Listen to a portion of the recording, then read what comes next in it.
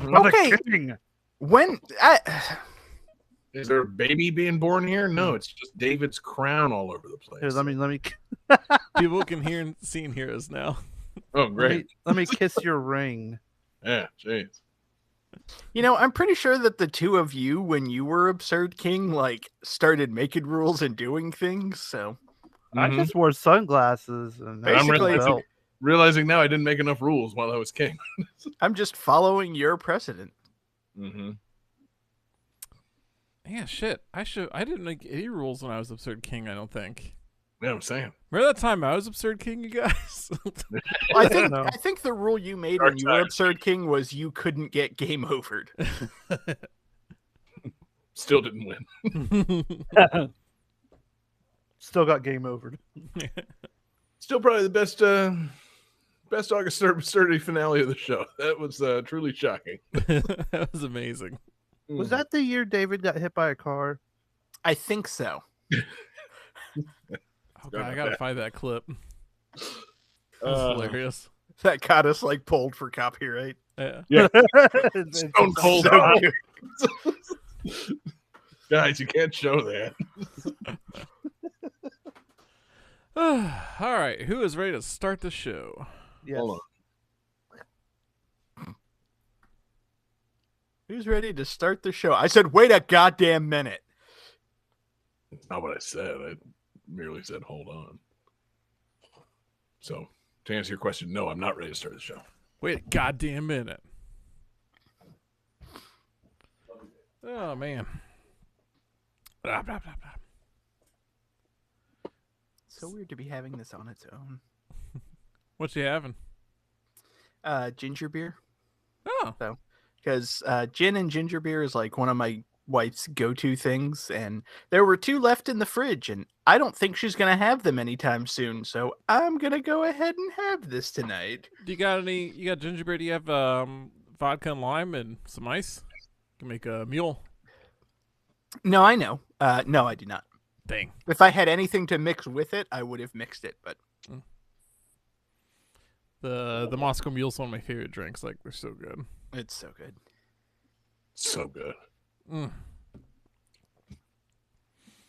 I also Wait. like that you can take that recipe and put basically any liquor in it, and it turns out good. Oh yeah, and it just becomes named after the city of alcohol's origin, right? Like if you do a gin mule, that's a London mule. You do tequila, that's a Mexican mule. I'm partial to the Kentucky Mule. That's good. Yeah. Now, is it a Mexican mule, or do you call it, El Burro at that point? You really should call Alberto in the Spanish for copper mug. I don't know how to. Yeah. Where's CX in the chat? He needs to explain this. I'm having a bit of delay. I'm gonna refresh it real quick. So it's not quite I am right. too. Okay. Yeah. Refreshing. Everybody's in the wrong spots now. Oh no. Ha ha ha. Is John It black is. screen for everybody else? Wait, what happened? John's Yeah, just a John's just a black screen Yeah, for me. he's a black screen. okay. It's not just me. Uh-oh. For the record, it would be El Burro en el Tazón Cobre. Okay, John, you're coming a lot clearer now. I wasn't having any delay. I was just agreeing to refresh if you refreshed. It was like a suicide pact. A refresh pass. Yeah. You refresh, we all refresh, all right? You first. Yeah. No, Oh, look.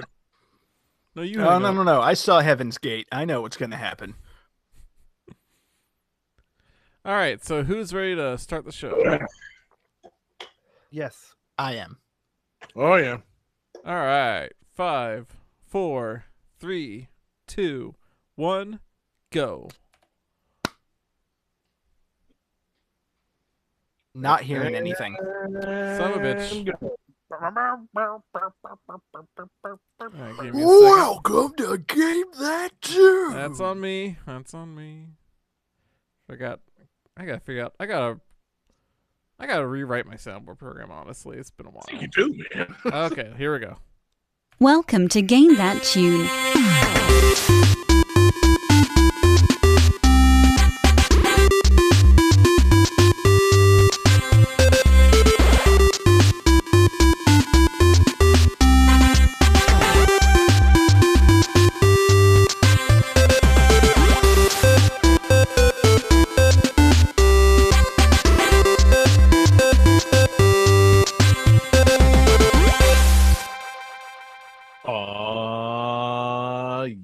What is going on, everybody? It's Game That Tune, and we are back in the house once again.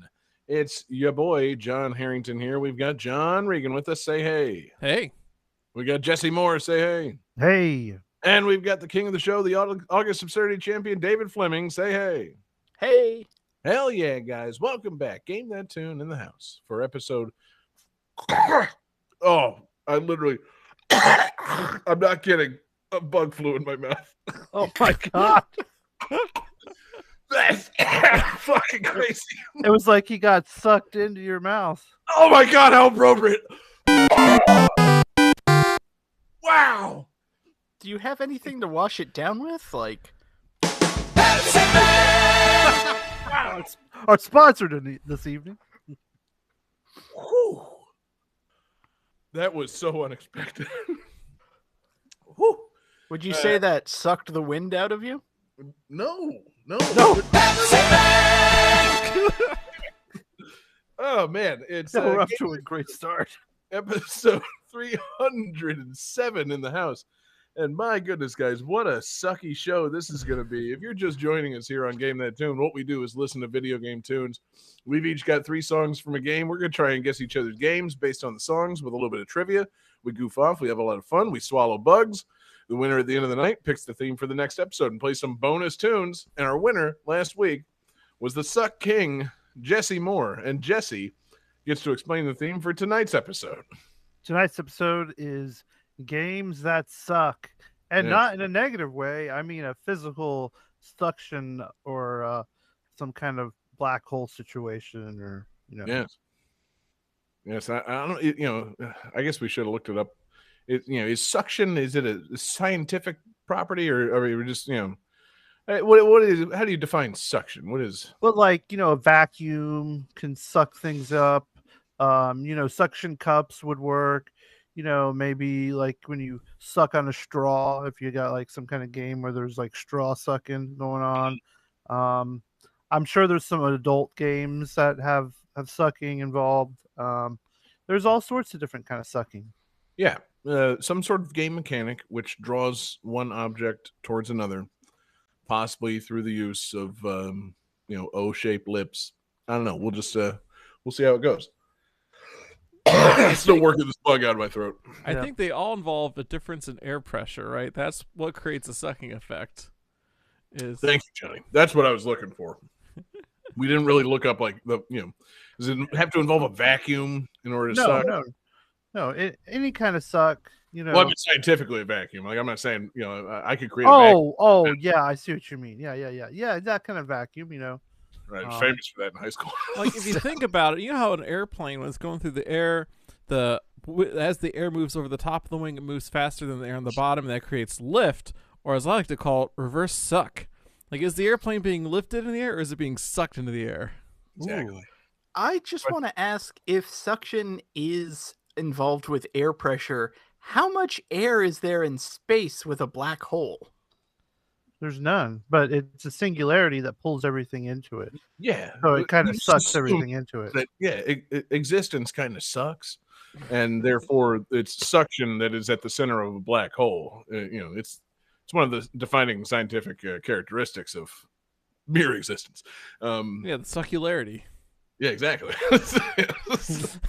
Can we please use that as the episode title? yes, we can. That was quick.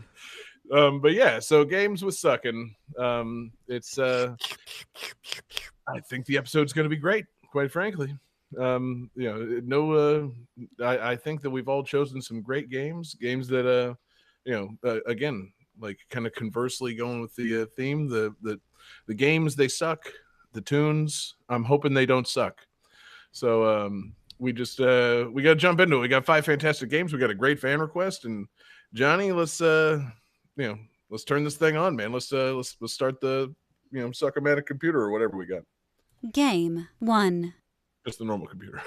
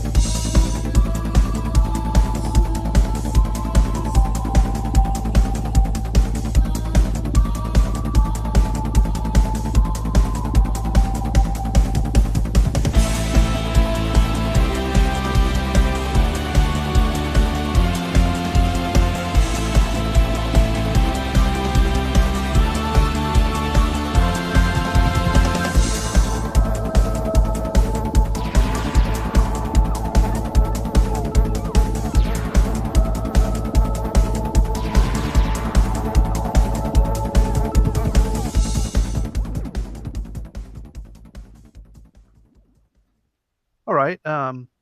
Sessions of this game have a soft time limit of 15 to 30 minutes, depending on, or 15 or 30 minutes, depending on the stage chosen.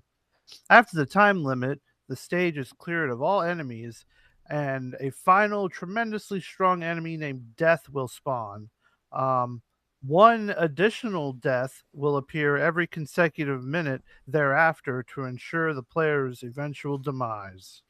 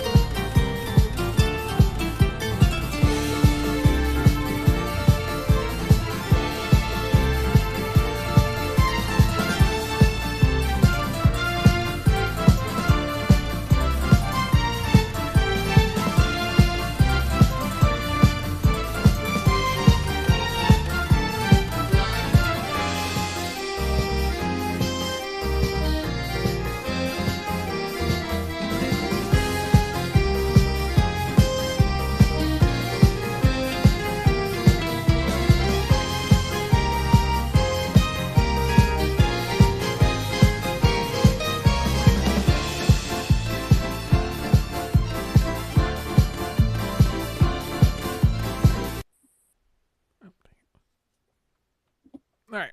All right. All right, suckers. What do you got? Let's see. Johnny says that Kirby Big Mouth mode game. That's incorrect. John says suck my kiss. That's also incorrect. And David says clean up 3D. That is also incorrect. This is Vampire Survivors.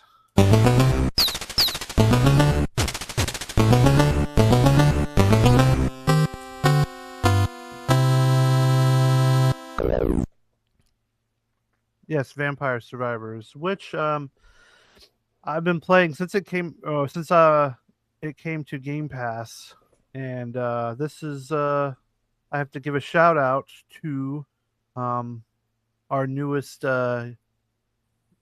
Patreon tier subscriber. It is the Game Pass Sugar Guardian, and that goes to Kerrigan. Who I gotta say has been a delight ever since they've joined our community. And I want to do something real quick. This is, when you get one of these special shout outs, you get a special shout out from Jesse. Here it goes. And so I want to show you everyone something. This is the controller that I use to play my PC games. So any PC Game Pass game, this is a controller. So Kerrigan, I want you to put your hand up to the screen. And now it is like, and with your hand to the screen, close your eyes and know that every time I'm touching this controller that we are touching. And it's not in a weird way. No, it's like when you put your hand on the shoulder of a friend and you're like, hey, how you doing in that game? Are you winning? You like you do with your friends. Mm-hmm. And I was thinking like when you visit someone in prison. no, If your hand on the glass.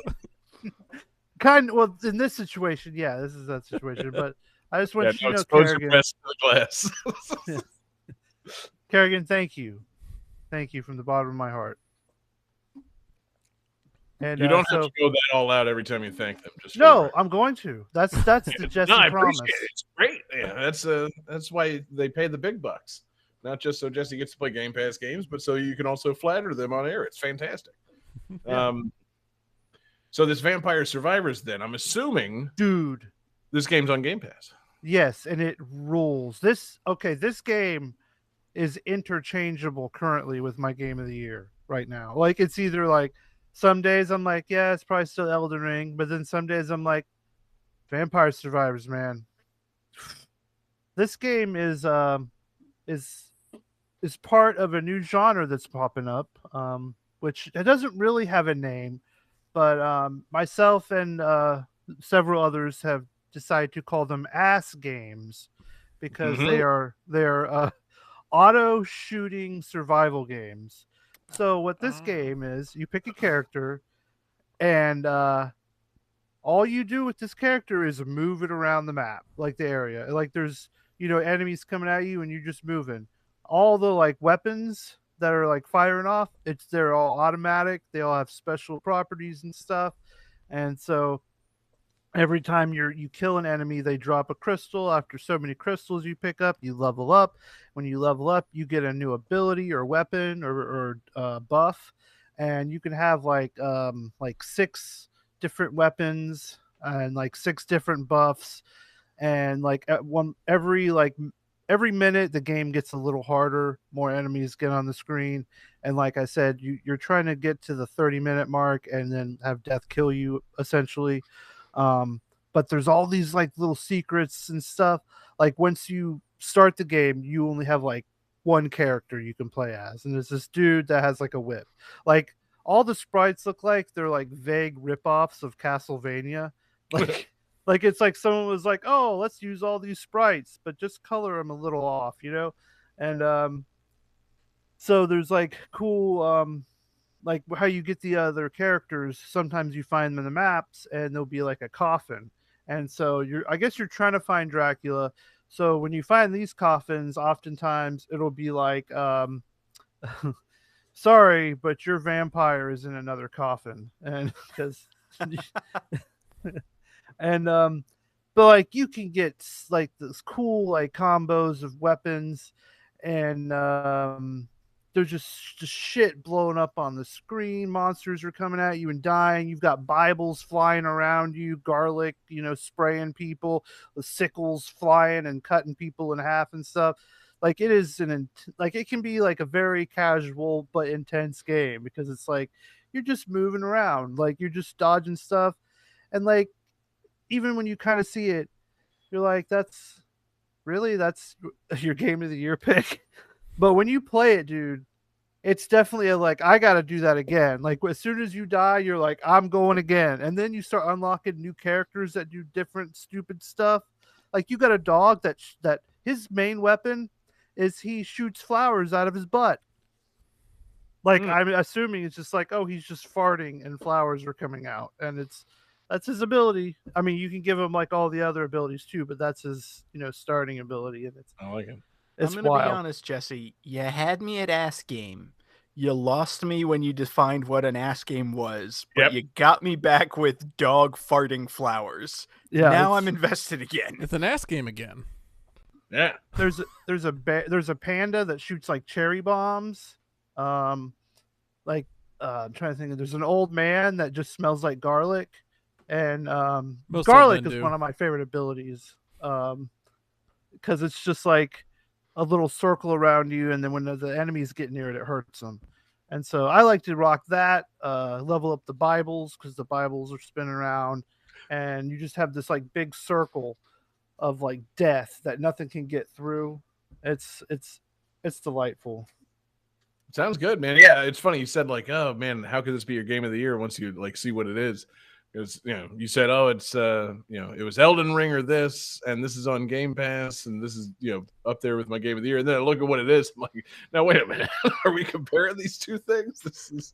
That's very funny. One being Elden Ring, and the other being this just like crazy sprite based Battlefield game. Honestly, this looks more my speed than something like Elden Ring.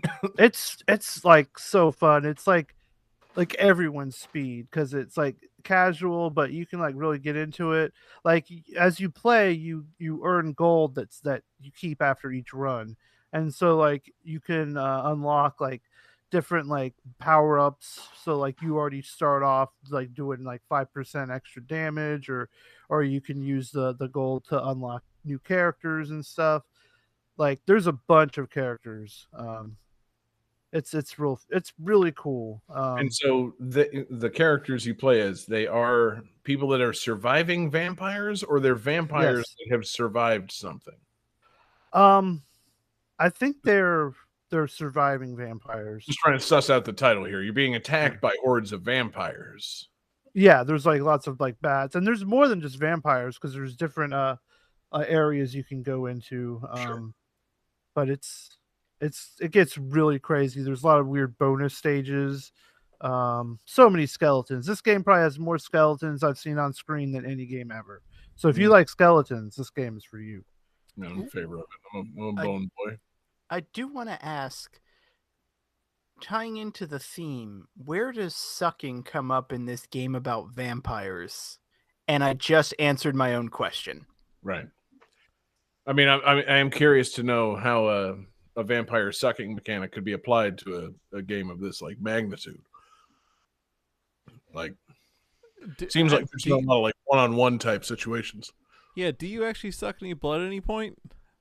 Well, no, you're not the vampire. No. You're surviving the vampires. Yeah. Keep up, Johnny. Okay. The vampire sucks your blood. Okay. That's where I fucked up. Okay. Yeah. God, could you imagine if that was like the game over screen? It's just like your corpse on the ground with a vampire just like draining you of blood. That sounds cool. Sounds dope. Yeah. Yeah. It's like instead of a like vampire, instead of a like 9876 countdown, you just see more and more blood getting drained out of your body before you can continue. God, I feel like any amount it starts to kind of winnow down your ability to continue. Like once the vampire is removing your blood, you've pretty much got the game over. So it would need to be a vampire very slowly descending upon your neck. 9, 8. God, this is a weird remaster of Super Mario Brothers 3 with this vampire death screen. Yeah. Be dope. I would also love it if the game over screen was 9, 8, 7, 6. Trying to think of how it could be some version of the Final Fight Continue screen where you're strapped to a stick of dynamite and you're like trying to blow out the fuse, but can't really blow a vampire and get him to stop sucking your blood. Wait, maybe you can. Have you seen True Blood? Yeah, I was going to say, hold on. No. See, you're blowing the vampire to get it away, and next to you is like the giant bowl of Italian pasta with garlic you just ate. So you got that garlic breath that you're blowing in its face. Right, yeah, that's what it is. It's the garlic force field. Yeah, true. It's the Italian's natural state. That's why there's so few vampires in Italy. I do love the fact that you have like garlic around you as a shield and then a Bible spinning around you. It's like Mega Man defeated Pope Man. Yes, exactly. Mega Man tore through Italy. Yeah. Defeated fucking Garlic Man, defeated Pope Man, he defeated Gabagool Man. Oh no. Defeated the Sicilians. And then finally Colosseum Man. Mm-hmm. There's one ability where it's just cats show up, and sometimes they start like a cat fight in the middle of everything, and so like any monsters that go into the cat fight get all fucked up. Okay, that could be another like sucking situation. They get sucked in like a cartoon, like dust. It is a big dust cloud with claw marks going everywhere. Like it is. I'm telling this game legit game of the year contender. It is so good. Mm-hmm. It is. Oh. Suck on that, Elden Ring. Suck on that, handicap. Yeah. What? I almost don't want Johnny to explain what the fuck that was. Somehow I think he's still stuck on Italy, which the hot still doesn't make sense. No, yeah. I'm stuck on the fighting in a cloud of dust. That's what he does like in every comic. Handicap is the one you went with of every comic strip character that fights in a dust cloud. A cloud of dust with limbs flying out of it. Somehow you landed on Andy Cap. That's the most famous one. You could have literally said, "Suck on that, Looney Tunes." Yeah, Tom and Jerry. Mm-hmm. No, man, Andy Cap, the guy who goes to a bar and drinks, and then comes home to his wife, and they, for some reason, is the mascot for Hot Fries. Fuck the Tasmanian Devil. Johnny loves Andy Cap. That's fuck ridiculous. him. God, Yeah, well, take that. done. Johnny just stepped in Andy Cap. I can't. Uh, I that- can't follow Andy Cap next that, game. that fucking Hot Fries sponsorship is going to fall through now, though, guys. I'm sorry. Game 2. Sorry, guys.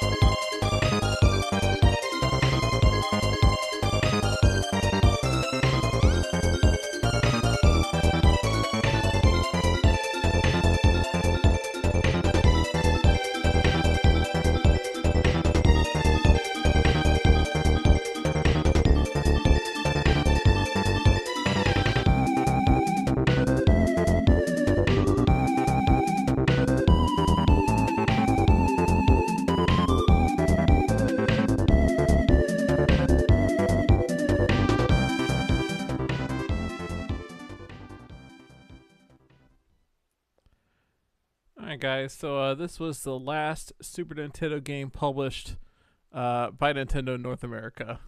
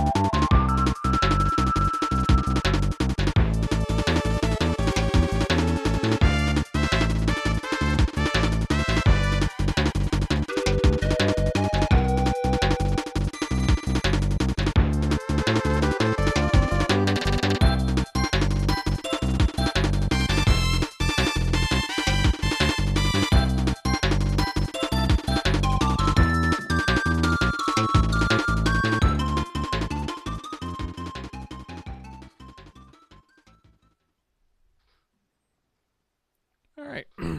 Let's so Jesse's got an answer up. Alright, so Jesse says Glory Hole 64, which makes no sense because I said this is on Super Nintendo. Jesse and David both wrote Kirby's Dream Land 3, which is correct. Oh, Kirby. Jesse drew a Kirby. I'm going to call this a hat trick. He knew this was a Kirby game. I'm John, not Jesse. Oh, yeah. Yeah, it's Kirby on one side of the glory hole. He's just on the sucking side. I would Man, hope so. Imagine if he wasn't. This is pink block.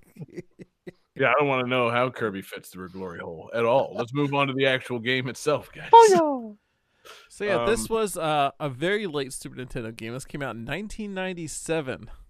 God, Damn. Yeah. you said last game for SNES published by Nintendo. I was thinking it had to be 96, but 97. Why? And then it didn't Why? come out in Japan. And it didn't come out in Japan until 98. What? Why? I don't know. What do you What want to do they play? Ocarina of Time or Kirby's Dream Land 3? Jeez. I gotta say, it is a good looking game. It's Great looking game. It's one of the few games that uses the Super Nintendo's like pseudo high resolution mode, where it can like do a lot of weird blending effects and stuff like that. So it actually has some pretty great looking graphics. Like this was one of those like push Super Nintendo to its limit kind of games without having to use like a lot of co-processors. It's good looking. It's a good looking game. Yeah, it is. Did this cartridge have the FX chip in it? It did not. Okay. Didn't need it. It did have the SA1 coprocessor, which helped with math, though, but it did not have the FX chip, which did 3D stuff. And Well, yeah, because I was gonna say, because I'm pretty sure that Yoshi's Island had the FX chip just Yes. for like additional graphical things, even though that's a predominantly 2D game. So since this has kind of this, not the same, but sort of a similar like artsy visual style, I just wasn't sure. yeah, it's I love the style in this game. it is so It cute. just looks phenomenal. And this introduces 3 new animal friends. So returning from Dreamland 2, you got Rick the hamster, Coo the owl, and Kine the fish. And then new in this one is a calico cat, Nago, a bird named Pitch. So you get 2 birds now. And With one scope? what's that? With With one cartridge. And Choo Choo the octopus. Oh Yeah. right, there was an octopus in this game. All right, so now's the time where I have to confess that I haven't put any time into Kirby's Dream Land 3 in any meaningful way. Like, you still had copy abilities. You didn't just have animal friends in this game, right? Right, you had copy abilities, and then you would combine your abilities with animal friends to change Right. how the ability functions. Gotcha. All right, give us a rundown of how the octopus is affected by everything, Johnny. That's really all I'm interested in. Oh, crap. That's right. I forgot because I was like, I feel like I would remember if an octopus was in a Kirby game, and it looks more like a jellyfish than an octopus because it doesn't have like the long tentacles. It has kind of like webbing in the tentacles, so it just kind of looks like a blob with frills. It is kind of a frilly Kirby-like blob with a bow on. It's very cute. And yeah, it was pretty interesting seeing the Super Nintendo get a sequel to the, Game Boy series, right? Because something I think we kind of forget is that maybe we don't forget, but Dreamland 1 and 2 were on the Game Boy. I And- forgot. And Dreamland 3 really kicks it all up a level. Like it looks so fucking good. Wait, Johnny, are you telling me that the graphical and like game processing ability of the SNES compared to that of the Game Boy is up you'd say a couple of levels? I would think so, yeah. Hit that hot take button. Hot take. Hot take. Wowee. I mean, fun fact was you could play Game Boy games on the Super Nintendo, right? So therefore, the Super Nintendo is a superset of the Game Boy. No, I'm- Johnny. I'm just very confused because you're yeah, like, your uncle works there too. Yeah. the Kirby's Dream Land games were all on Game Boy and everything. Like, I distinctly remember playing Kirby's Dream Land on the NES. No, that's Kirby's Adventure, David. What? It's not all part of the same series? No. So that's a different Kirby. Yes. I'm gonna assume Yeah, because the Kirby's Dreamland Kirby is like off gray because Oh, he was yeah, on the Game Boy. Yeah. now you got me. So, do all Kirby games take place in like a land of dreams? Is everything in Kirby a dream? Is it like an Inception kind of situation, or is Well, there no, there's They're all on Planet Popstar. okay different planet? But I mean, is it a land of dreams? Is it like nights? No, it's a planet. well, there's also Planet Robobot, Right. which is Which- another planet. I do want to say, like, I've never fully understood Planet Popstar. Like, I get it's not supposed to make sense and everything, but how is a planet in the shape of a star? Like, that's It's not no- physically possible. Maybe it is, David, way out there in dreamland. Maybe planets can be shaped like whatever they want. You ever see like those breakdowns of how like SNES RPGs, how their maps are shaped, which implies all planets in like SNES RPGs are donut shaped? Planet Popstar is kind of like that. They can do whatever the fuck they want. Also, Kirby is like a god, so like he can do what he wants with his planets. I'm just saying, or asking rather, do all Kirby games that use the word dream take place in some sort of dream state? They seem like they use that word a lot, and I don't really get dream from them. I get magical, outer space, suck god, but I don't really get dream from it. I don't know what kind of dreams you're having, but that's every dream of mine. Okay, I fair think enough. I think what we need is a Kirby Sandman crossover. Yes. Like Neil Gaiman and Nintendo work together. Oh, I thought you meant Thomas Hayden Church. No, I was no, thinking no. like Marvel Sandman. It's like, actually, that makes sense because, he could absorb abilities and like change his form and whatnot. Like, Kirby falls into a particle accelerator about 30 minutes into the movie. And then by the end of it, actually, Spider-Man 3, a lot like a Kirby game. You think you got one thing on your hands. You got a nice little tight movie with Spider-Man and a couple of villains. And then by the end of it, a darker, more evil villain reveals itself and kind of overtakes the whole movie and ruins everything. Yeah. Tell me I'm You wrong. know, Tell me I I'm didn't- I didn't think you were going to be able to pull that off, but damn if you did. wrong. Oh, John, I man. can't wait for you to make some phone calls and we can get that Kirby Cinematic Universe kicked off that you've been wanting to do for a long time now. Oh yeah, baby. Kirby's Dreamland No Way Home. It's coming, man. Into the Kirby verse. Yes. God, now I'm going to have to draw a Venomized Kirby. God, yeah. What if Kirby ate the symbiote? Oh, That'd be so sick. I've never thought about what Kirby's tongue looks like. Think Kirby about it. has a tongue, right? I've never He He thought about it. does. Yeah. Well, he has to taste all that delicious food he's eating. Does he? All I ever see are those big sucking lips. yeah, maybe he can just absorbs it through his skin. Like Right. I don't think Kirby Maybe has his- lips. I think his mouth just kind of ends. Fine, Maybe yeah. his body is the tongue. I've never noticed his tongue. I've just noticed his enormous sucking hole. Yeah, no tongue that I've seen. Anyway, yeah, man, Kirby, much like Spider-Man 3, a fantastic series and a mess. But yeah, so I need to put more time into this, man. It's so funny that it came out because when I think of SNES Kirby and Kirby games that came out super late in the SNES's life cycle, my default thought is Kirby Superstar. And then it's like, wait, no, actually we had another one that came out after that. Like, I don't know why HAL was so far backed up that they couldn't fucking move on from the SNES in time. But like, pretty sure we got Superstar either after the Nintendo 64 launched or right before it. And then they still somehow put out this in 1997. And it's just like, guys, you got to keep up. It's over. Like the kids moved on. They like their polygons now. Nintendo canceled Star Fox 2 despite it being basically done because the 64 was coming out. It wasn't even out yet by the time they canceled it. Mm-hmm. But with Kirby, like, nah, go ahead. Fuck it. Sure. Do it, Hal. It looks so nice, you guys. You can have it. I Here's do, the cartridges. Go ahead and put it in there. I do have a legit question about this game because I've played maybe 5 minutes of this game in total ever.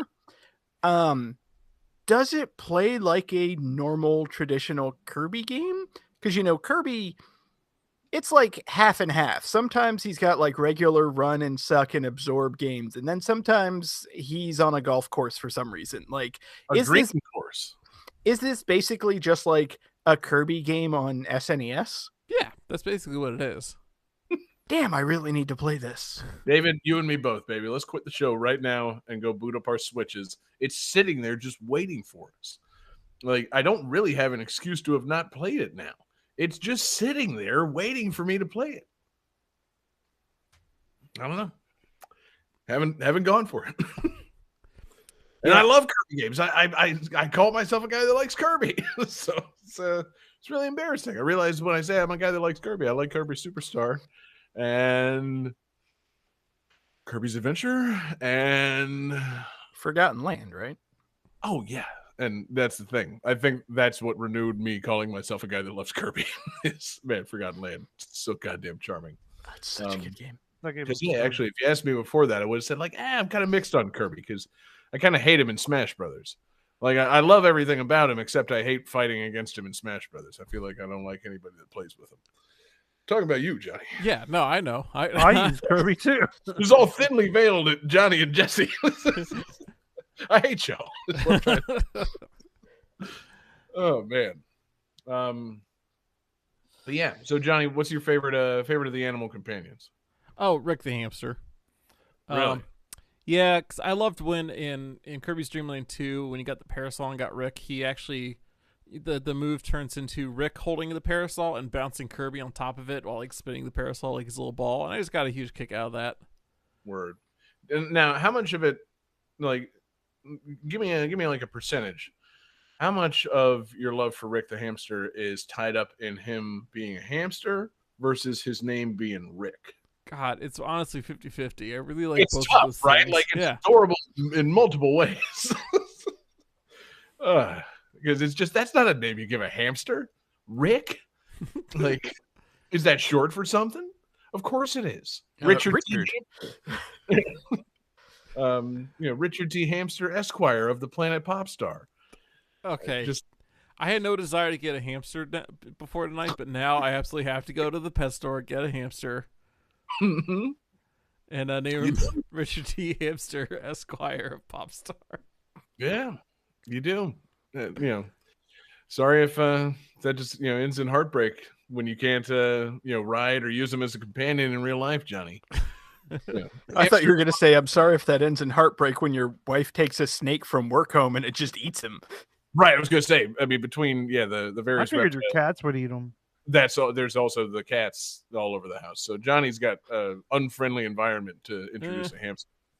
So if it can be a hamster the size of Johnny that he can use to ride and hold his umbrella for him. All right, guys, I got a question. Yes. Would you rather fight one Johnny-sized hamster or 100 hamster-sized Johnnies? Oh man, that's not even close. God, it's like the gate, but they're all Johnnies. There's no question it's 100 hamster-sized Johnnies. Like a giant hamster would be able to bite you, but 100 of you, I'm very confident fighting 100 of normal-sized you. I'm also thinking though, a Johnny-sized hamster. Do I have to fight it? Can I just like hug it? Because I'd be really into snuggling up with a Johnny-sized hamster. You do have to fight it, David. All right, I'm gonna go with the 100 hamster-sized Johnnies. You can smush those very easily. That's the thing. I mean, we're all conditioned to take great care of our pets, but like once you have to turn on them and fight them, they're all pretty easily dispatched. So like, you give me 100 hamster-sized Johnnies, fine, done, easy. Smash, smash, smash, drown them. Throw them all in a garbage bag and leave them outside. Done. Oh, God. Giant hamster living in the house? Yeah, I don't want to fight it. So if fighting 100 hamster-sized Johnnies makes us able to befriend the one Johnny-sized hamster, then yes, sorry, Johnny, you and your 100 tiny friends are out of here. That should also be the Game trade. 3.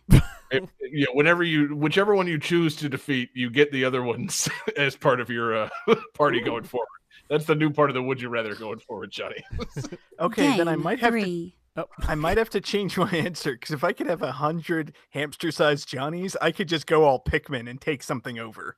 That's true, David. This is now a multifaceted question. It's no longer a simple yes. Like, oh man, it just Think of all the tiny GTT radios you could have. God, think of like a Raspberry Pi would be a normal sized computer to them. Oh, great. Oh, Does this have Linux? yeah. Nothing insufferable about this. Game 3. I think we made it.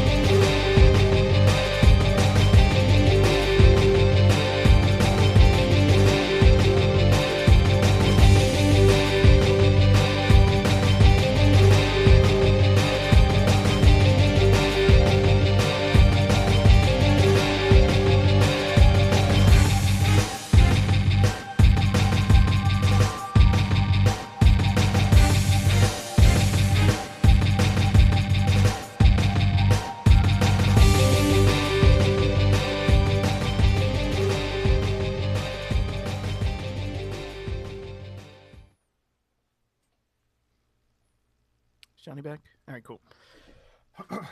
So this is the final game released in a spin-off series. And if you either input a code in the PlayStation version or meet a certain amount of... If you complete a certain task in the PC version, you can fight a boss from the first game in the original series.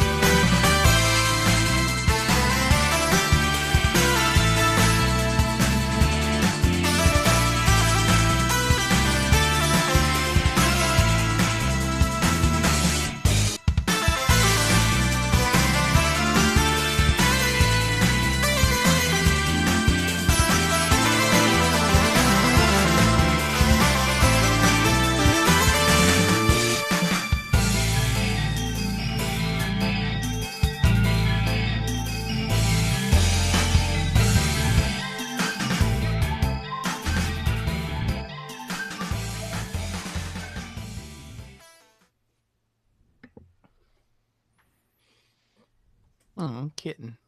No, kitties. So anybody have their answers?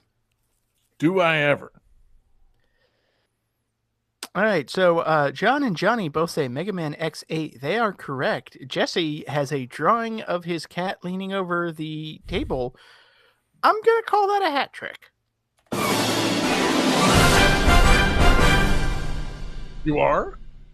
No, I'm not. Okay, good then. Johnny, only 2 people got the game right. He's not going to play another sound, man. We're not editing that shit. Okay. Yeah. Start talking about your shitty fucking game, man. Start talking about this goddamn fucking game you chose. So I'm glad that you started off by saying this is a shitty fucking game I thought we because weren't doing the whole "this game sucks" as a concept tonight. I thought the games actually had to have a sucking mechanic, not be Mega Man X8.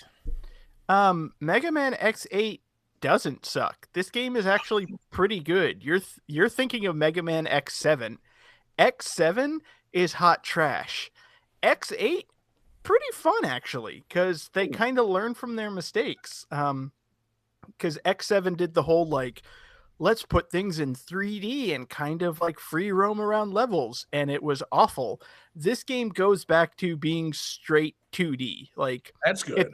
it's all 3D graphics, and they do that thing where like you run up a spiral staircase, but the camera never leaves you, so you're still just moving in two directions. Like water building in Kirby. Yeah, exactly. Dope. There's a ton of unlockables and collectibles in this game. You can power yourself up. There's 3 characters. You've got, X-Zero and Axel, who's basically like the base of the game. And the game has some... The Maverick... I almost said Robot Masters. The Mavericks... Shame on you. That would be the game over. The Mavericks aren't terrible. Like... There is no Tornado Tunyon in this game. Now, hold on. Now, why is it that you hold up Tornado Tunyon as an example of terrible Mavericks? Because Tornado Tunyon sucks. It's fucking thing. Okay, so, David, I'm going to judge them not on the content of like what they do or any knowledge of them. I only want to judge them based on their names. So go ahead and name me all of the Mavericks of Mega Man X8 and let me judge them based on their names. I will say, I'm going to start off with my favorite, who I am posting in the Discord right now. Is it Bamboo Pandemonium? Bamboo Pandemonium, who is a giant panda bear that shoots bamboo missiles. And That's it's pretty good fucking name. great. I'm not sure that one inspires me with confidence for the rest of the guys. 'Cause, like I get that they kind of went a certain way with the boss names in the X series. Like it started out with somewhat normalish, animal type names, and then of course, even in the very first one, you got Boomer Kuwanger. Bamboo Pandemonium. Pandemonium is already a word, so to use it to describe a giant robotic panda is I Brilliant. love it. It's hard to say. Yeah, it might be brilliant. It might Easy be to say. the best thing I've ever heard. Well, that's what I like about it, is because at this point, the X games got super serious, like characters would die. X was having existential crises about being a pacifist versus needing to fight and defeat Sigma and everything. And then you fight a giant robot panda. It's like, no, I like it when the game gets a little silly. Okay, now hold on, David. So yeah, like I said, I'm going to judge all these things based on their names. I'm not going to click on them. I've got the Mega Man wiki pulled up. Okay, so Oh, there's there's Bamboo. Yeah, I was sorry. I was going to name them and judge them, but please go for it. There's Bamboo Pandemonium. Mhm. There's Optic Sunflower. That sounds insane and terrible. There is Burn Rooster. I love it. Gigabolt Man of War. I don't love it, but What? I'm for it. I see the connection. A Man of War that shocks you, sure. Okay. Yeah, it's a giant electric jellyfish maverick. Yeah. God, who else is there? I can do this because This is now a lightning round that will eliminate David from the show. no, there's those 4. There's Avalanche Yeti, I think that's pretty dope. Earthrock Trilobite, I'm not necessarily in favor of that, but I see how you might be as a guy that likes dinosaurs and fossils. Dark Mantis, That sounds dope. I mean, that's a good combination. Maybe it's my Metal Gear fandom talking, but Dark Mantis sounds pretty fucking dope. and that's 7, right? God, who am I missing? You are missing Wait, no. No, I give up. Gravity and Tunyon. Oh, of course. You said there was no Tornado Tunyon in this game. You just No. said there was an anti-onion in this game. It's pronounced Antian. No, Antonian. Antonian? And I can't believe that I forgot that, because that's how this game fits into the series. Gravity Antonian is a giant robot ant who gives you a black hole weapon. When you shoot it, it just kind of like travels across the screen and like sucks up enemy weapons and deals damage and whatnot. Okay, now hold on. Like, seriously, I would think that they would have learned their lesson from Mega Man X7 and not gone anywhere near the phrase Tunyon. And yet, this game features a different boss that has a name featuring the word Tunyon, and we're just supposed to accept that it's not the anti-Tornado Tunyon? I mean, I would say possibly Gravity Antonian is the anti-Tornado Tunyon because he's cool. Okay, see, that's one. Yeah. you might have me there. I'm going on my knowledge of this character that I learned this very moment and clicking on its Wikipedia page and seeing that it appears to be, some sort of pink ant. He looks angry, but you gotta come up with a different name. You gotta look up some other word and not use the 6 letters TONION in this character's name. Like, they made a terrible mistake. Because if I see that, I'm just thinking they brought back another Tunyon. They, like Dr. fucking Sigma rebuilt Tornado Tunyon into Gravity Anti-Tunyon. Dr. Sigma? I was gonna say Dr. Wily. I realized I was conflating it with the original series again.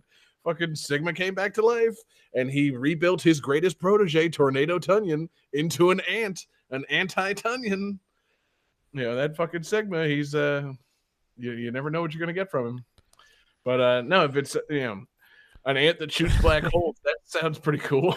They say life is like a box of Sigmas. You never know what you're gonna get. Life is like a box of Mavericks. Dr. Sigma. Oh, He does have a big butt. It's true.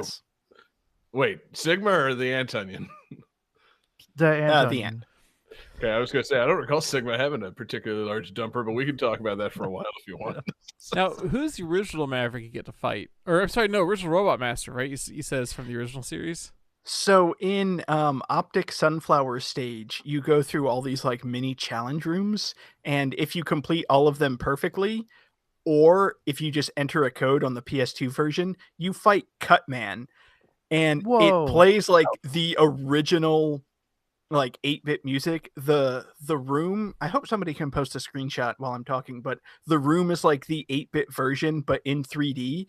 And then Cutman is just a sprite, but it's like Mr. Game & Watch in Smash Brothers. Like when he turns around, you see him turn like flat as he flips over. That sounds sounds amazing. It's really cool. Because he should be a cutout man. Yeah.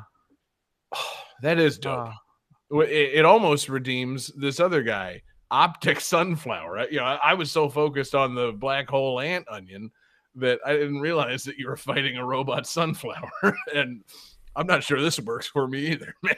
Like, what's God? What is going on with these characters, man? It's almost like this series is coming to a logical conclusion. I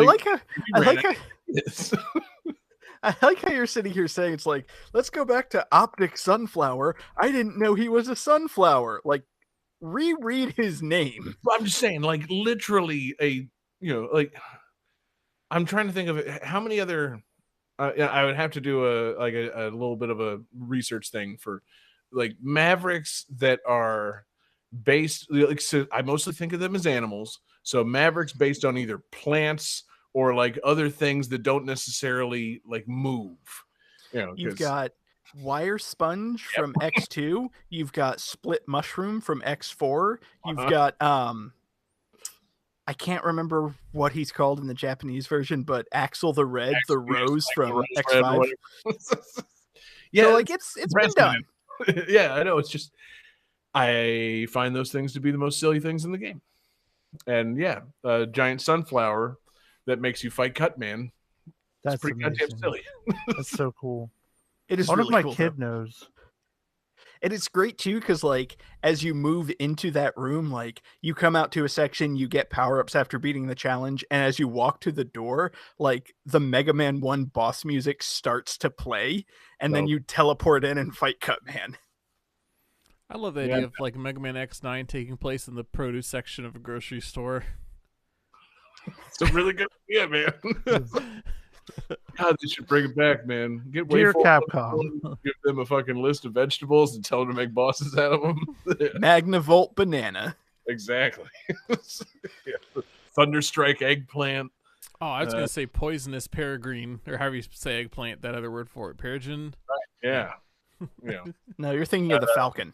Under Cucumber. Unpassable Corn. Oh, yeah. I love that one. It's got the juice. Warhammer Watermelon. Yeah. Commander Yammark. We can keep going with this.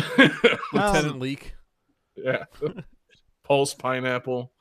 Hmm. Raging Romaine. Yeah. Ooh. That's See? perfect. All good ideas. We could do it, guys. We could make an all vegetables Mega Man. Oops, all vegetables. Yeah. Oh. Yeah, X7 sucks. X8 actually not bad. Glad to know that, honestly. It's the main reason that I think about getting the X Collection 2, because the first one has 1 through 4, which are the good ones. Like, Yeah. I don't know why you would get the second one, except to maybe play through X8. X8's pretty good. And that's the funny thing. Like, them splitting the fucking Mega Man X Legacy Collection in two the way they did just kind of fucks me. Because, like, I haven't played Mega Man. I haven't played any of the ones past X3. Those were, the Super Nintendo ones were my jam. But it's like, am I going to pay the money for the 3 that I've played thoroughly and 4, and then pay money for the 4 that I know are terrible? I'm going to go with no. I'm not buying either of them. I mean, X5 is pretty good. X8's pretty good. X6 is fine. 7 sucks. Right. Like, X7 just sucks. And see, and like at this point, I feel like I kind of want to get the second half of the Legacy Collection. I'll just skip 4 and move into playing these bad ones just to experience them. Because, like, even for the bad ones, they still have fun, interesting robot designs. And I assume, like, there's, are we calling them unfun because the robots are stupid, or like, are they unfun for other reasons? Like you said, X7, it's like 3D and kind of free roaming, but like, 5, 6, and 8, it's still Mega Man at the end of the day. Like, you're still doing some side-scrolling platforming, some and blowing shit up. Like, I assume these are just solid bones that make good games. Yeah, basically. Yeah, so maybe it's time to get into that Legacy Collection, because I've clowned on these from afar. I need to clown on them based on my own experiences. Fun side story about Johnny? X6 is I got Kinect's Virtual Game Station on my iMac back in the day that will let you play PlayStation games on your Mac, and so I went to Blockbuster, rented a game because I wanted to rent a PlayStation game and try it out. So I rented Mega Man X6, and Nice. I didn't know if the problem was my Mac or the game. Like, turns out it was the game. Turns out the Mac was playing it fine. Oh, okay, The cool. game's Yeah. just awful. Wasn't X6 the one they made under a terrible time crunch? Like, it's like, you make this game right now or your whole company is shut down and you'll have to go make NT Creates instead of work here. Yeah, it's got horrible translations and Right. just nothing made sense to me. Like, levels changed based on you doing things, like but like significantly and seemingly randomly, and it was weird. That's cool. And I was like, Now, how many Mega Man X games have you played before that? 1, Did 2, you and go? 3. Okay, I was gonna say, did you go from 2 to 6, or just only skip a couple of steps? Yeah, I don't know. I hope that there's a chance out here for this Mega Man X series to be redeemed. I feel like maybe it doesn't need redeeming, because I feel like between it and like the Mega Man Zero games, I feel like it's got probably a decent ratio of good to bad in it. Like I feel like it's got as good of a ratio as almost any other kind of good game series at this point. But I Yeah. don't know. Got to play them for myself and find out. So I'm done judging these games without playing them. You'll hear no more comments from me about Antonian.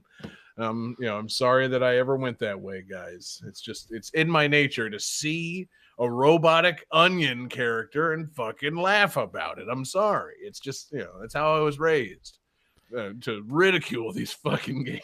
It's so weird they named the character Ant Onion. Thank you, Johnny. That's the whole first 10 minutes of this discussion. I would have made it a dude and called it Uncle Onion.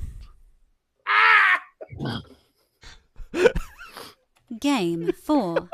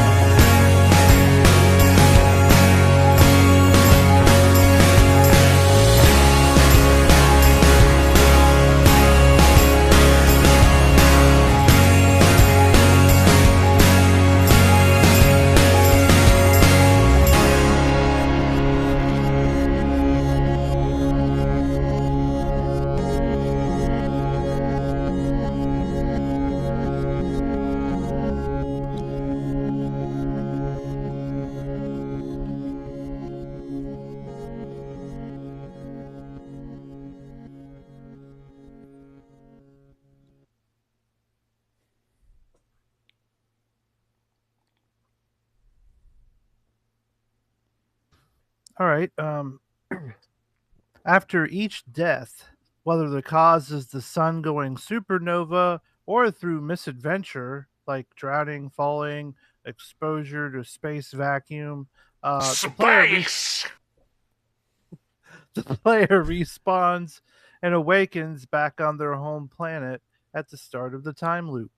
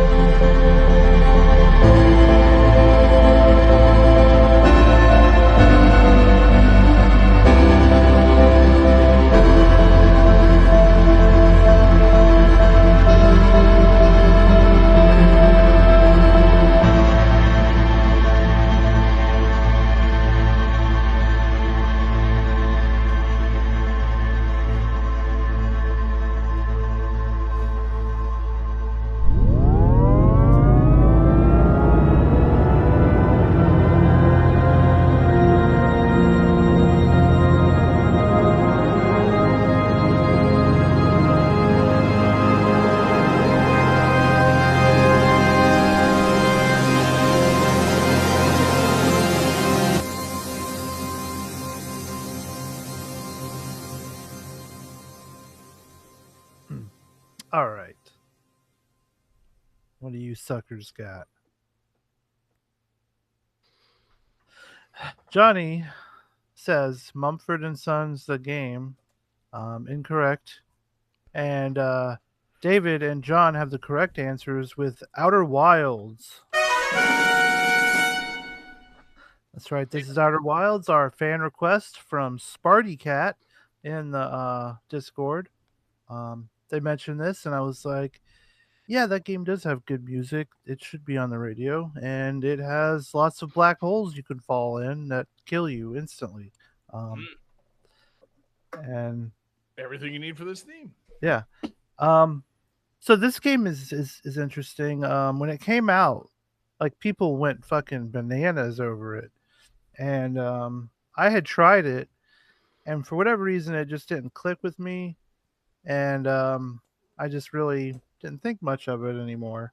But then when I saw this in the Discord, and thanks to my Sugar Guardian Game Pass friend, Kerrigan, I saw Outer Wilds was still on Game Pass, and I was like, hey, let me give it another shake.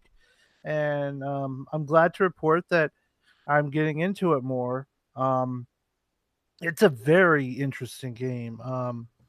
So like you're this alien dude, and you have to use a spaceship to fly to other planets and figure out what's going on with this ancient race, as well as to why you're stuck in a 22-minute time loop. So like you can basically like the first thing you have to do is you go and get launch codes for the ship, and then on each next playthrough you don't have to do that anymore because like certain things carry over, like information about planets and stuff. You have like a book or a computer. Yeah, you have a computer in your little spaceship, and for whatever reason it remembers all the information you learn, so that's handy. Like the Father's Notebook in Majora's Mask. Yeah. It's very Majora's Mask-y. Except even shorter. I mean, 22 minutes. Yeah. That's like, interesting short time loop you got there. Well, but they're space minutes, right? No, it's 22 minutes. Like after like I think it's the last 2 minutes, this like really like pleasant, soft music starts playing. And then, but at the same time, you're like, oh shit. Because the sun's about to go supernova. That's but it's all like dead. Yeah. This is bad. And I think that's the part that is kind of weird for me still, is like you'll be the game is very heavily exploration built. Like there's a lot of you go into these different planets and you're finding these weird like ruins and finding these like journal entries and stuff, and finding out about the weird stuff that's happening on this planet, and weird gravity things are happening. And like there's this one area where you're walking along and then suddenly you can walk on the wall and the whole like thing shifts, and like you're walking upside down and stuff, and it does some weird things with perspective that like sometimes my brain like needs a minute to catch up with the game. It's weird. But like you'll be in the middle of like exploring and stuff, and then all of a sudden you hear that music and like you have to just go back there, after everything gets wiped out, so that's kind of frustrating. But other than that, like it's really pleasant. It's definitely like a mood type of game, I find like it's a game that I definitely have to be in a mood for. But it's neat. The music's cool. There's like aliens playing banjos and stuff. I was gonna say you can only be in like impending doom mode so often. Sometimes you need to be able to exist for more than 22 minutes without being blown up by the sun. Yeah, story of my life, man.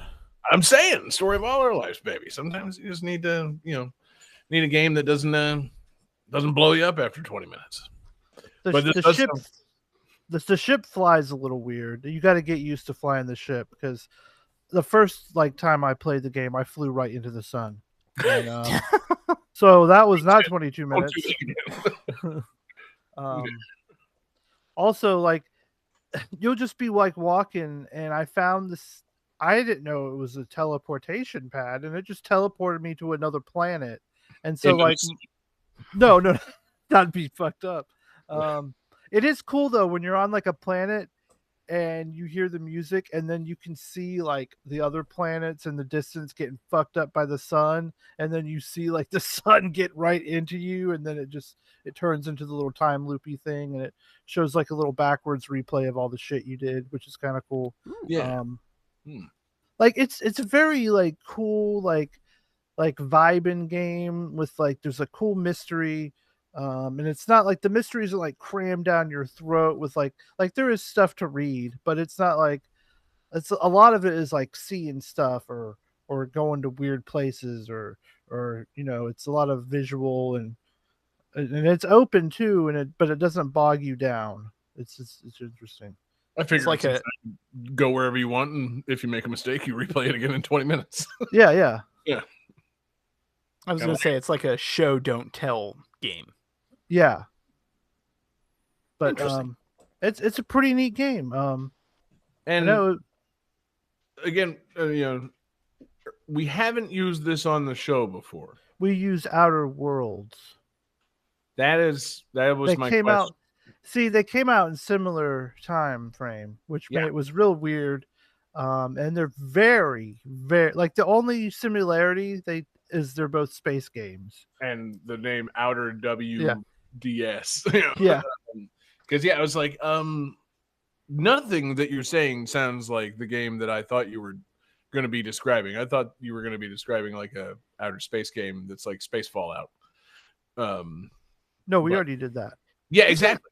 Isn't Outer Worlds the like SNES rotoscope game? That's Out of This World. Okay. Yeah. Outer Worlds is an Obsidian game that takes place on alien planets and is not this game, but came out. Now that I'm looking at Wikipedia literally has before any information, it says not to be confused with The Outer Worlds. And these games came out the same month. Yeah. Yeah. Fucking these developers should have fought for the fucking release date. Like, I just want to clarify, I wasn't doing a bit. I literally thought that's what that SNES game was called. no, I'm glad I had the right answer. But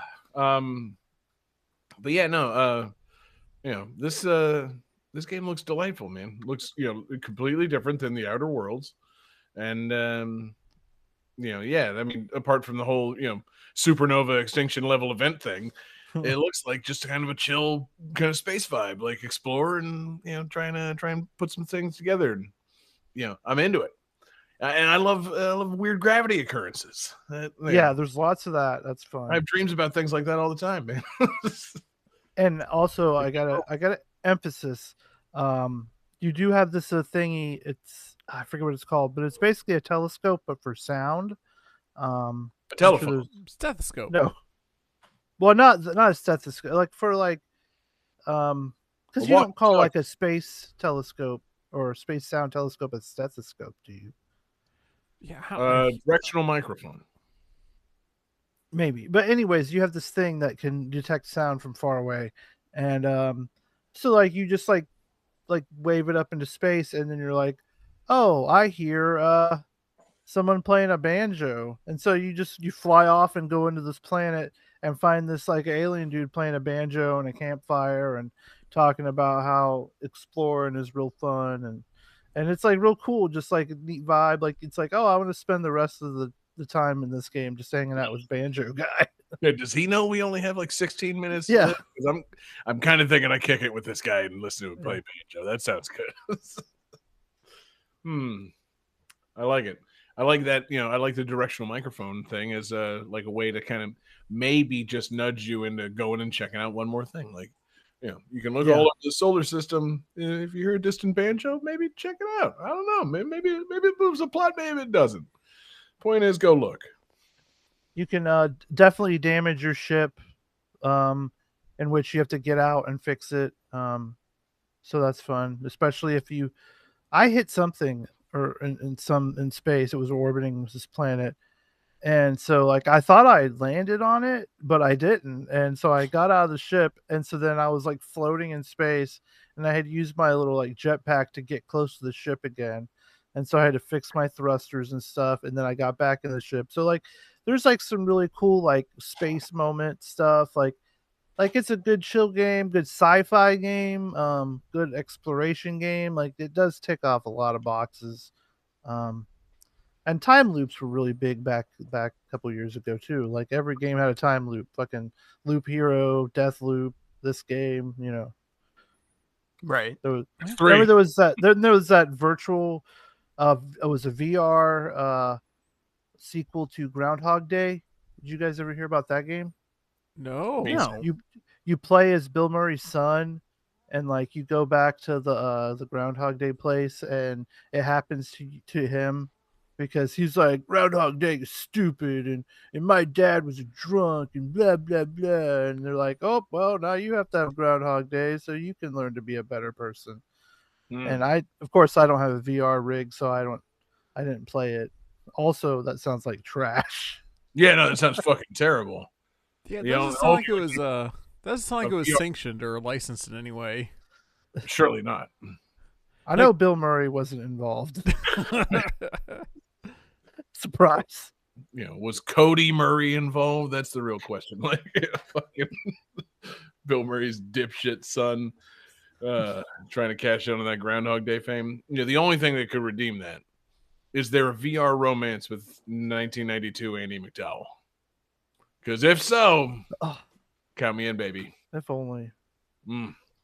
Probably not. Probably going to be a VR romance with Chris Elliott or some shit. Ooh. Okay.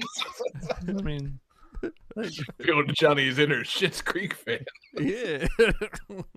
Oh, God.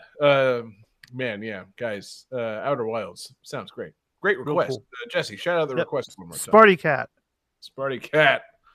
Awesome pick. Awesome tunes. Love the tunes. Love the vibe. You know, many songs coming for the chill playlist on the Game That Tune radio. Game 5.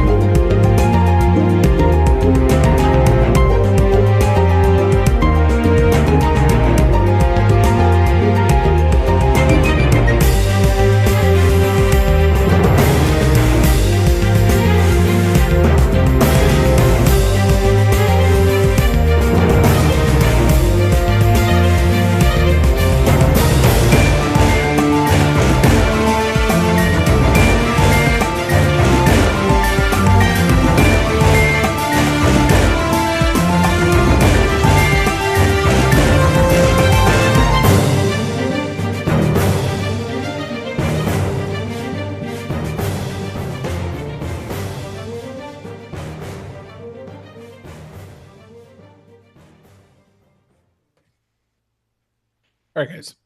Sorry. So this game got rid of its collection requirements for progressing to new levels, leaving the game's in-game currency to be fully spent on weapon upgrades.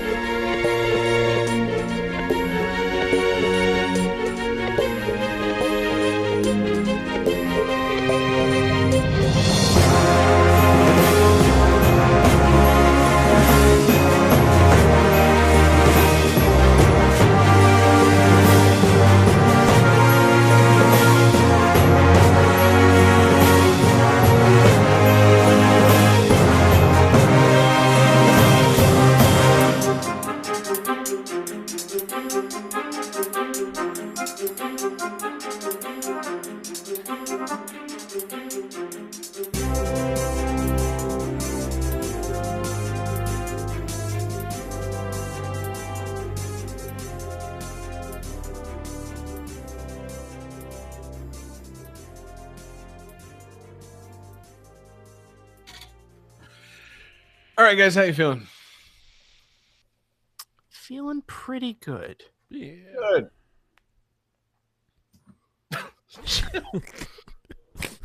Johnny, what is happening? That is amongst the worst drawings I've ever seen on the show. Johnny fails everything. Jesse has drawn a penis with a penis getting sucked off by an additional penis. With Sad- titties. Correct. And oh yeah, I'm sorry. One of the penises has titties. Jesus. And David has the correct answer. This is Ratchet and Clank Up Your Arsenal. Hey, I did. That's not nice, John. Very quickly, Johnny buy peniseswithtitties.com. Oh, I'm a step ahead of you. He's got hats made. Penises with tit.ease. Man, yeah, this is Ratchet and Clank Up Your Arsenal, a fantastic little shooty game for the PlayStation 2. From a fantastic series of shooty games for various PlayStation systems.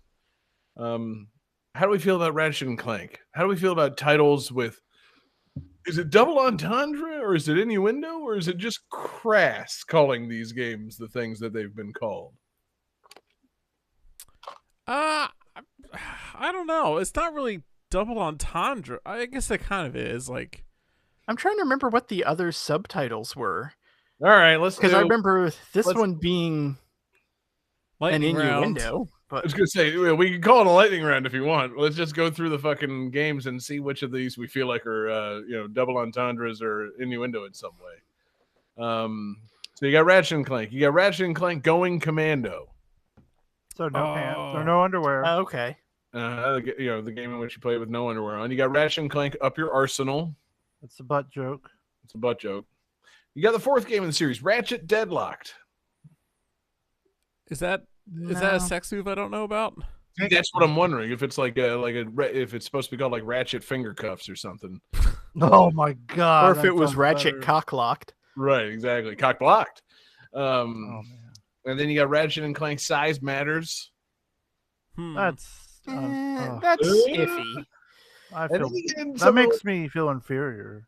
Ratchet and Clank Future Tools of Destruction. Whoa! I can't That's- believe they got away with that one. I mean, that's the one where you can unlock like the Cybian, right? like, I feel like Going Commando is the most clever one because like it's I like feel you like know it was rather clever. Well, especially because like you spend they removed like the collecting aspect, so all your money goes to guns. You're increasing your arsenal. You're upping your arsenal. Like And in America, arse is not like a slang for ass. yeah. So it's a rather abstract anyway. I'll run through the other ones. Ratchet and Clank Future Quest for Booty. That's okay, butts. that's my new More favorite. butts. Yeah. Ratchet and Clank Future A Crack in Time. Oh, more butt. Okay, I see what's happening here. Ratchet and What's- Clank All for One. Ratchet and Clank Full Frontal Assault. Oh, that's like titties and penis and pussy. Ratchet and Clank Into the Nexus. Is the Nexus yeah. is that slang term for something I don't know? Oh Clit. God, John. Okay, we'll have to talk after the show. Yeah. You Oh, go into the Nexus, baby. I could never find the Nexus. And Ratchet and Clank Rift Apart. so here's what I feel like happened. I feel like for a while they're having is like an in joke amongst themselves to see how crass of a title they can still get away with. And then Right. somebody sat down and said, "You guys can't fucking do this anymore." Just when they switched to like up the Nexus or whatever that one was into the Nexus. Full Frontal Assault. Yeah. Yeah. They were going to call that one like Ratchet, fist me violently. And no, guys. Ratchet and Clank, Donkey Punch. Right, exactly. Come. Ratchet and Clank turning the crank. Oh man. But yeah, so Ratchet and Clank, very fun series of games in which you play as Ratchet, funny animal, and his little robot friend Clank, and you shoot stuff. And normally, I know what you're thinking, guns. They shoot things out, they don't suck things up. But guys, let me tell you about this weapon in Ratchet and Clank. I think it's in not just Ratchet and Clank Up Your Arsenal, I think it's in another couple of games. The Suck Cannon. That Yeah. sounds great. I love that band. Mm-hmm. So it's a gun where you suck up smaller enemies and convert them into exploding projectiles and shoot them at larger enemies. Sounds It's great. it's a delightful gun. You can upgrade it to the Vortex Cannon, and yeah, you just you get on the battlefield and you shoot a little tornado out of your thing and suck up little robot drones and then shoot them back at the bigger things and blow them up. It's classic Ratchet and Clank shit. It's good. Mhm. This little Lombax, he do be sucking. And yeah, among other things, he sucks things up and shoots them. And yeah, they're just they're fun games. I wish I had more really to say about it. My Ratchet and Clank experience still sadly all secondhand. It's been a long time since I hold on. Hey, shut up! Fucking cat is pawing this kitten that I adopted. This stray fucking cat can play with anything. The noisiest thing. Get the fuck out of here. Sorry. It's like it's moving like a nail or a thumbtack around on the floor directly in front of where I'm fucking recording. It's gonna be nightmare to edit this. Oh. Oh God. Oh my god. Oh my God. Oh, there's blood everywhere. Oh God! John, you could probably just politely shoo it away and it'll go. It's a No. cat. It's a little cat, man. It'll just keep coming back. I did everything I could to politely shoo it away. I tried to just, nudge it with my foot. Yeah, I got to figure out what that fucking thing was. It was like some kind of hair clip or something. Jesus, I didn't hit the cat or anything. I banged on the floor to make it run away. Our cats love playing with hair ties. That's drives my wife crazy. I don't really use hair ties. I don't really get it, but she fucking hates it when they play with her hair This ties. looks like some kind of. It looked like it was like a little like a hairpin or something, like a spiral thing that you can like put a bun up with or something. Mm. So it's like a little spring that the cat was pouncing on 2 feet away from where I'm recording. No. And it was That sounds inhibiting my adorable. ability to get my train of thought. You know, I think my favorite cat toy is Ratchet and Clank Up Your Arsenal. I agree, man. There's so many good cat toys in this game, you know, because cats, they love weapons. But yeah, it's a fun series with a bunch of fun weapons, a bunch of crazy shit. It was kind of funny. I was like, you know, looking this one up to make sure I was familiar with it. This is definitely one of the ones that, like, you know, my boy Michael played back in the day, and I watched him play a little bit because, like, some of these, you know, these guns, I was like, oh yeah, I remember this thing. And you know, they're not back in the PS2 days as diverse and awesome as I remember them being. So Johnny, let's do a quick Ratchet and Clank gun lightning round. Lightning round. All right, so guys, I got 12 Ratchet and Clank weapons here, and you got to tell me if they're actual things that are from the Ratchet and Clank series, or it's something that I made up. And you know, it's not necessarily part of the series. Kind of like Johnny's lightning round from a few weeks ago. So let's see. Let's go around the horn. Who's got the least points? It's tied between Johnny and Jesse. Let's start with Johnny. Johnny, let me talk to you about a weapon in Ratchet and Clank. Let me talk to you about the Hurricane. The Hurricane being a machine gun that shoots ricocheting bullets, and as the bullets travel around the arena, they also shoot lightning out, which shocks the enemies. Is that a real thing or a thing I just made up? I think it's real. That's right, it is real. My man. Good job. You're going to want to keep score on this. I'm not doing it, Johnny. Oh, okay. Jesse, the Quantum Whip. It's an energy whip that Ratchet can use that you know, like disintegrates into enemies and stuff. Yes. That's also real. My man. David, the Tempest. It's a multiple targeting gun. It locks onto multiple targets and just shoots a precise multi-directional lightning shot, destroying anything that it was locked onto. I'm going to say you made that up. I didn't. That's also real. Oh, damn. How absurd. Quite absurd. Johnny, the Infecto Bomb. It's a grenade that you launch, and it turns all your enemies sick and ill. It gives them like a poison or a sickness status effect. Yeah, I'm pretty sure it's based on a real thing, so I'll say it's real in the game too. That's a good way to qualify that, Johnny. You really want to think about what of these might be real world. Reminds me of mustard gas. Yeah. Right. So, surely, yes. The Infecto Bomb is in Ratchet and Clank. You're right. My man. Jesse, the Agents of Dread. It's an arsenal of drones that you can unleash that shoot heat-seeking rockets. I'm going to say you made that up. I didn't make that up. That's Oh, also wow. real. Oh, a little bit of the bubbly. Oh, I thought you were going to be a little bit of the bitch. Guess we don't have that anymore. David, the Decimator. It hits things with an exploding shot that then explodes into heat-seeking missiles. I'm going to say that's real. That is real. My man. Johnny, the Rift Ripper. It shoots a bolt of electricity that creates little black hole like singularity things that sucks in the enemies. I don't think that's real. It is real. Oh, a little bit of the bitch. Yeah, there we go. I knew you had it that time.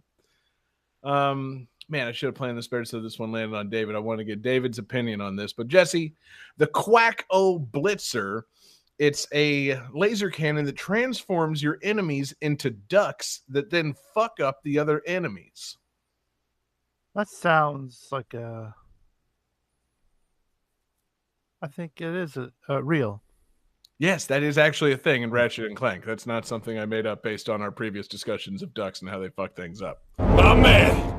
Apparently, there really is a gun that you use to turn enemies into ducks that then kill the other enemies. I'm sure David's just mortified by that.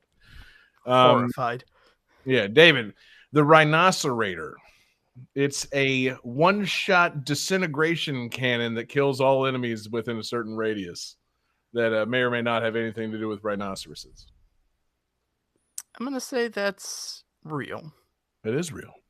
My man. Johnny, the Mega Turret Glove. It's a glove that lets you set turrets all over the area that fire homing missiles at anything that encounter them. I'll say it's real.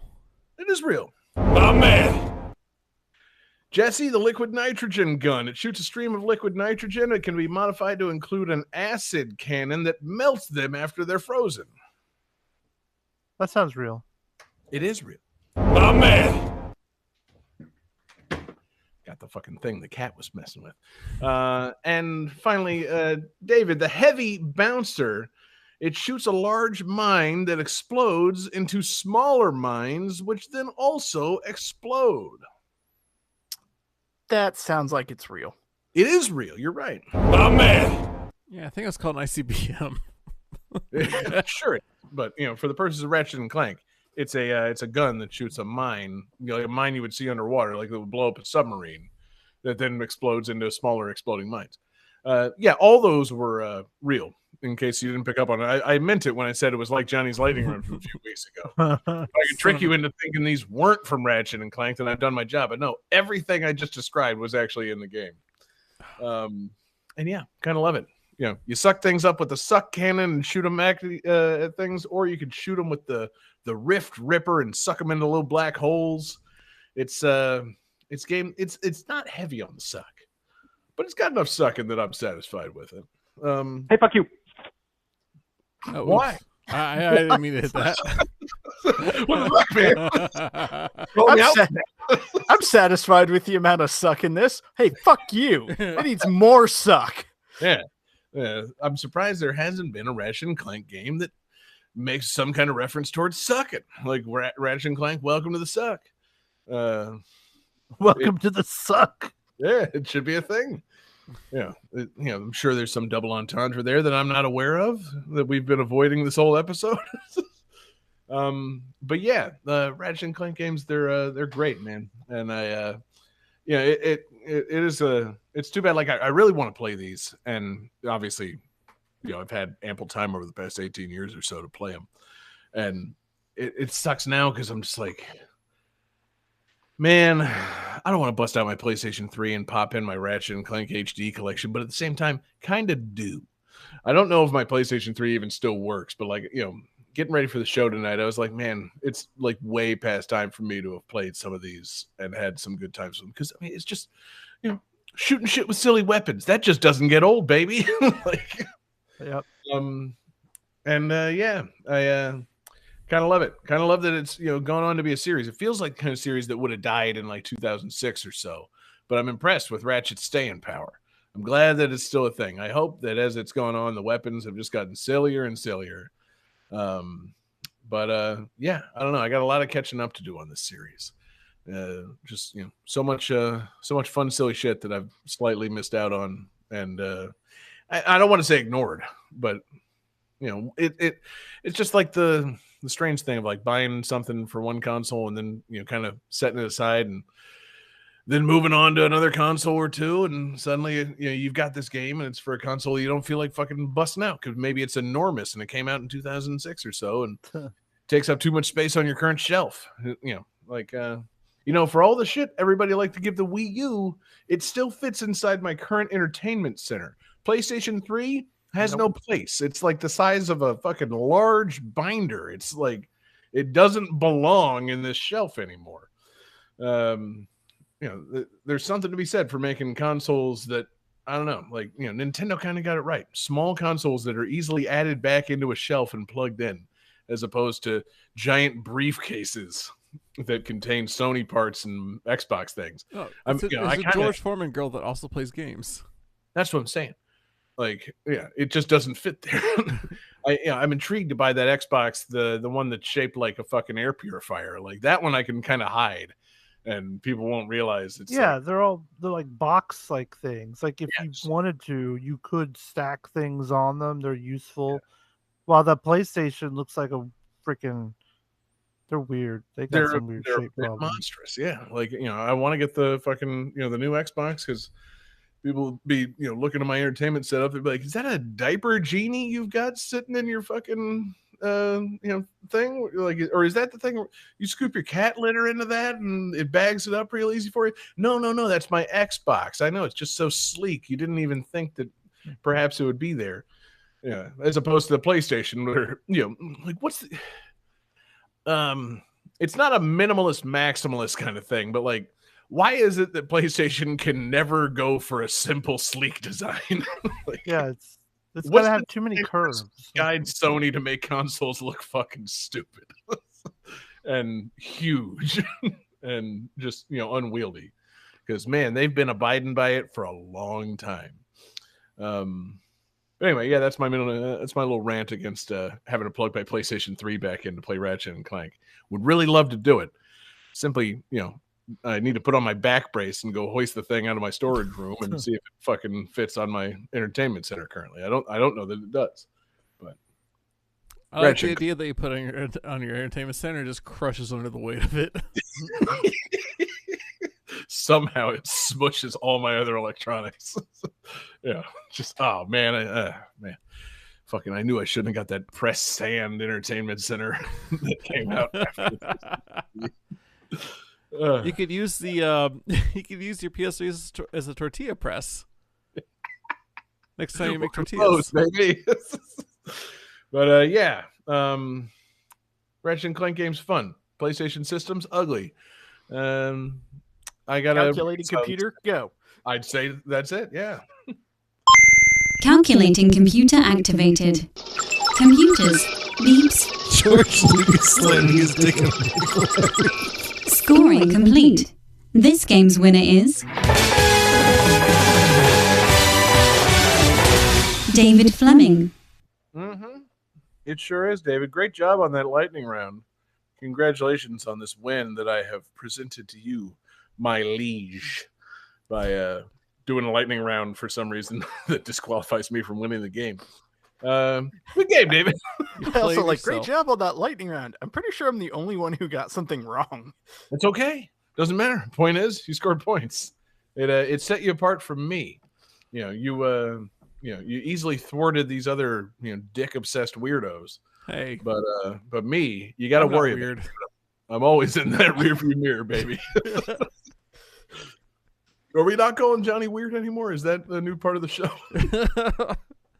Notice I object. You called me a dick obsessed weirdo. I'm not weird. Get out of here. Yeah. Hey, I may be ugly and hate filled, but Maybe dick obsessed and weird, but still host of the show. Anyway, David, you get to pick the theme for the next episode. So let's have some dick obsessed weird games. How about it? so Up I your was arse- thinking about Mega Man X, and I was thinking it would be fun to do a theme that is games where you play as a main character. Like in Sonic the Hedgehog, you play as Sonic. Crash Bandicoot, you play as Crash. But like in Outrun, you're just some dude in a car. Or like Fortnite, you're just an avatar. Like games that focus on a centaur character. I hate it. I love it. The wording of that theme. Oh my god, it's so good. I'm all in, baby.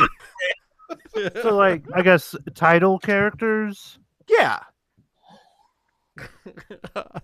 Hell yeah. Like, I Thank you, get it. It's, Jesse. That it's was- like that was like Afterburner, you play as an airplane, right? Like that's not like I guess it is a title character. I don't know. Well, Fuck. no, because like Afterburner, you're just like some dude in a plane, or like any scrolling shooter, you're just like some guy in a ship, like a title character. I love playing as Johnny Gradius. Yeah.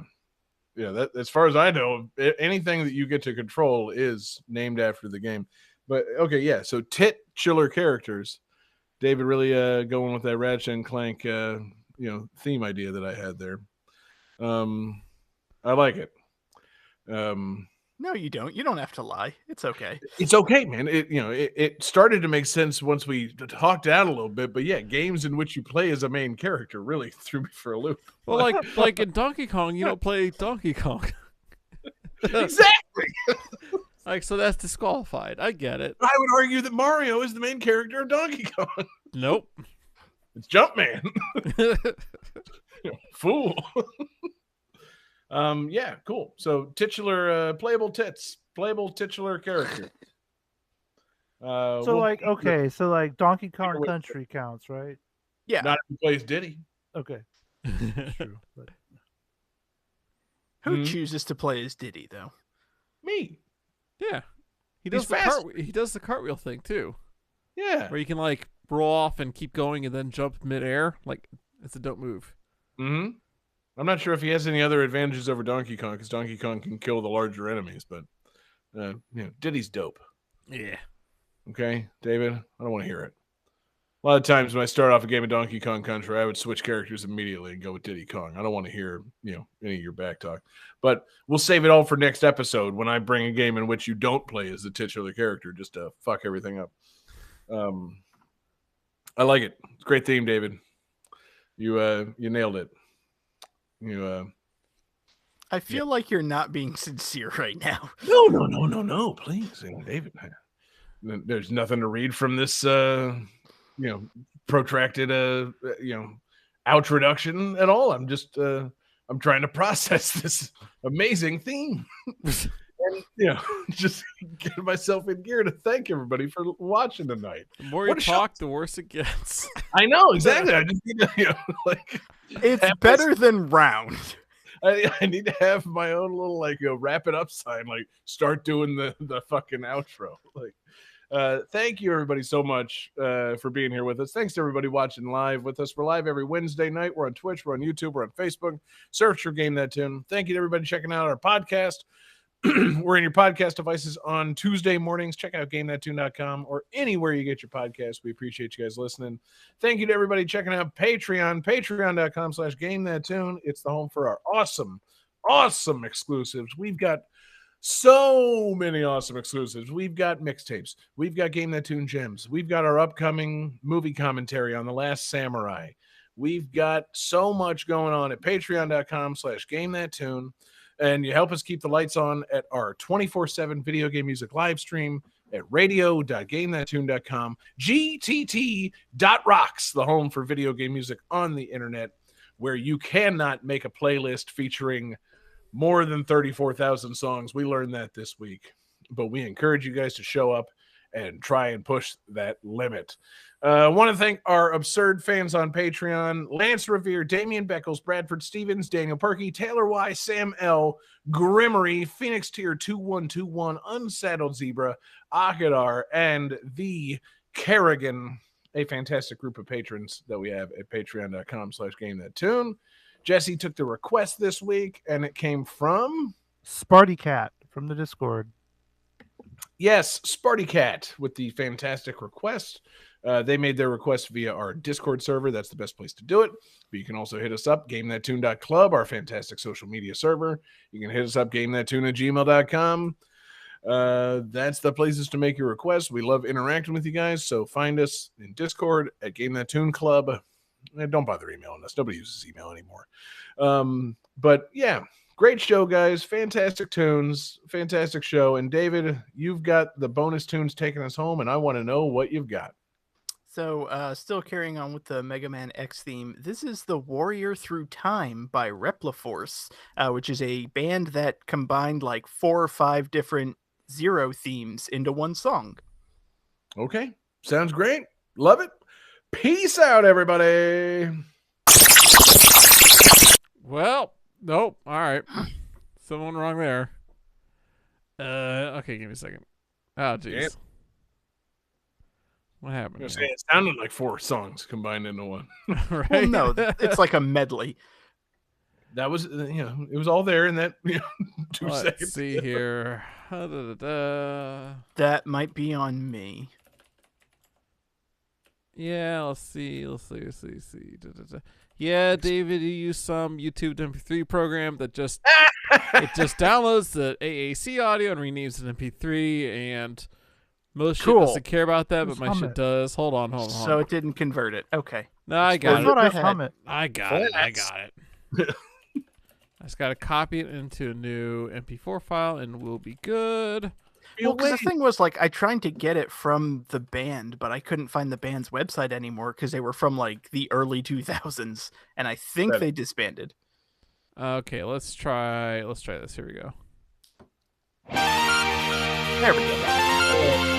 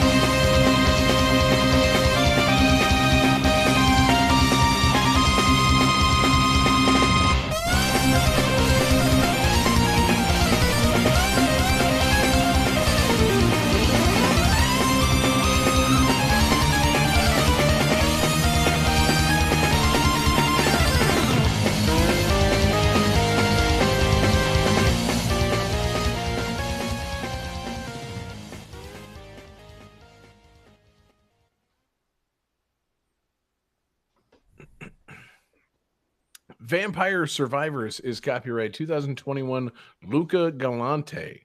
Kirby's Dream Land 3 is copyright 1997 Nintendo of America Incorporated. Mega Man X8 is copyright 2004 Capcom Company Limited. Outer Wilds is copyright 2019 Mobius Digital and Annapurna Interactive. Ratchet and Clank Up Your Arsenal is copyright 2004 Insomniac Games and Sony Computer Entertainment.